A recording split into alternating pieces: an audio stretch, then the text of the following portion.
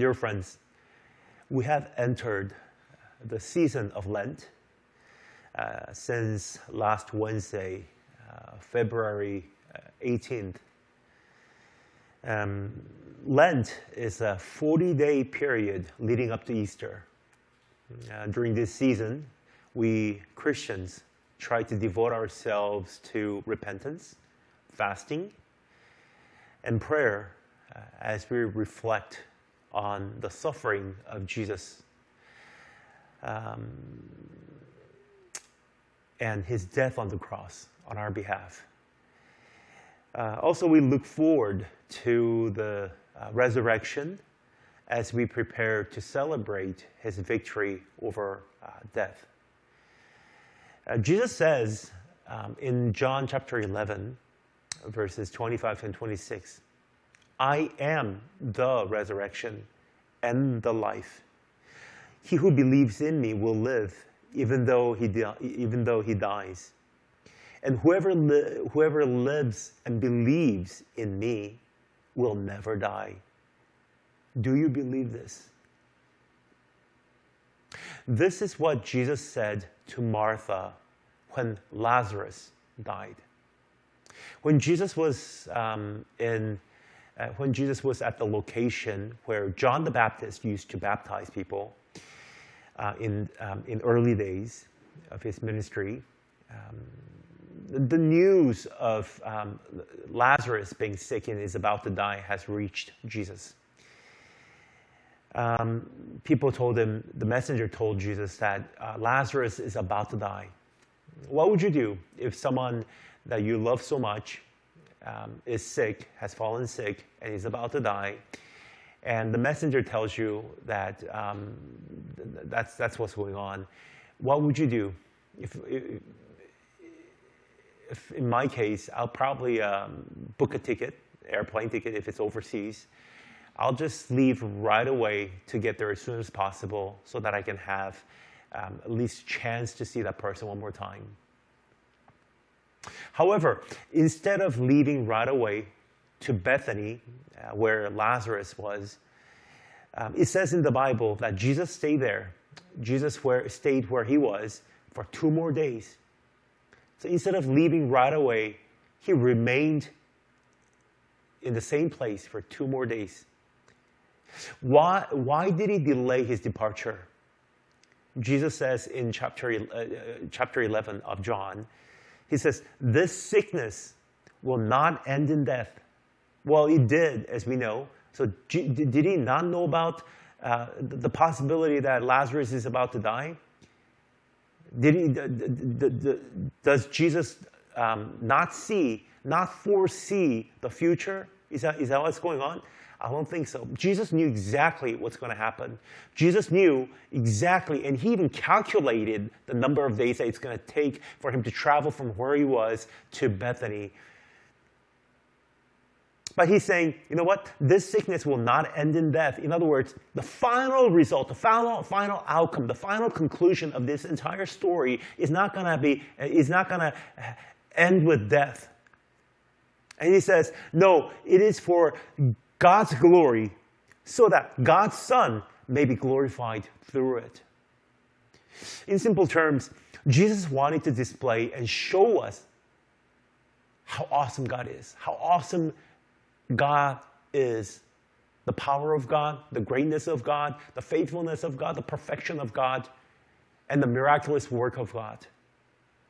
In order to display that, in order to really show us that, Jesus deliberately delayed 2 days and remained there. After 2 days, Jesus departed to Bethany.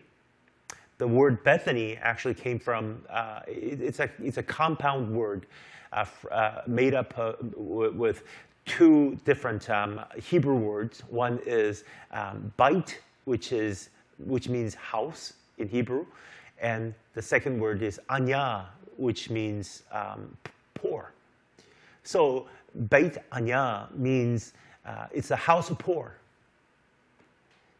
Bethany was a small town located just 2 kilometers outside of Jerusalem. And that's where a lot of poor people lived. A lot of poor people were living in Bethany at the time. That's where Lazarus, Mary, and Martha were living. We can speculate that these three siblings were probably young adults, not married, and also looking at the entire the Gospels, there is not even a single mention of their parents. So these siblings were just alone. They were very close to each other, and they were depending on each other. By the time Jesus reached Bethany, Lazarus was already dead, and has already been 4 days.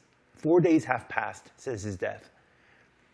Back in those times, 2,000 years ago, there was a superstitious belief that most of the Jews held on to. They believe that if a person dies, then the soul roams around for about 3 days around the body, just to make sure that there is no way that you can get back into the body. You know, roaming around for 3 days or so, looking for a way to return into the body. Although it was a superstitious belief, people really held on to that small glimpse of hope, you know, hoping, wishing that their loved ones might come back to life. However, when Jesus came to them, when Jesus arrived in Bethany, that was already 4th day. That was on the 4th day after the death of Lazarus. So by then, even that small grain of hope, even that small piece of hope has already evaporated. This is the very reason why Jesus deliberately delayed his arrival. He was waiting. In other words, he was actually waiting for Lazarus to die. He was making sure by the time he arrived that the 4 days have already passed. He was making sure that all the superstitious hope that people held on to were completely gone. When Jesus arrived in Bethany, he was greeted by Martha. Martha said to him, "Lord, if you had been here, my brother would not have died." Sounds familiar? Actually, probably all of us have actually said something like this or something very similar to this at one or two points in our lives. Lord, if you had been here, none of these things would have happened. Or, in other words, where were you when I needed you the most? Do you even care? Or do you even love me? No. These are the things that we actually say to God, don't we? If you would have been here, none of these things would have happened. If you would have been here, my brother would still be living, would still be alive. You see, Mary was not actually the only person who actually said this. Martha was not the only person who said this. Later, Jesus meets Mary, and Mary says this exactly same thing. She says, "Lord, if you had been here, my brother would not have died." To Martha, Jesus answered, "Your brother will rise again." Martha answered, "I know he will rise again in the resurrection at the last day." You hear that? On the surface, it sounds like a perfectly nice, perfectly fine theological confession, theological statement, so religious. But apparently, that faith, this theology, was not giving Martha much comfort. If that was true, if she really, really believed in it, I don't think she would have been that devastated. You hear what she's saying? She's saying, "I know he will rise again. I know my brother will rise again one day in the resurrection day along with all the righteous people. She's saying someday, in the distant future, I know all the righteous will rise again. You hear that? In her confession, it sounds like the resurrection event is in the distant future, and it's very impersonal. To her, what did Jesus say? Jesus says, I am the resurrection. I am the life. He who believes in me will live even though he dies. And whoever lives and believes in me will never die. Do you believe this? Jesus is saying, the resurrection is not far from you. He is actually standing right in front of you.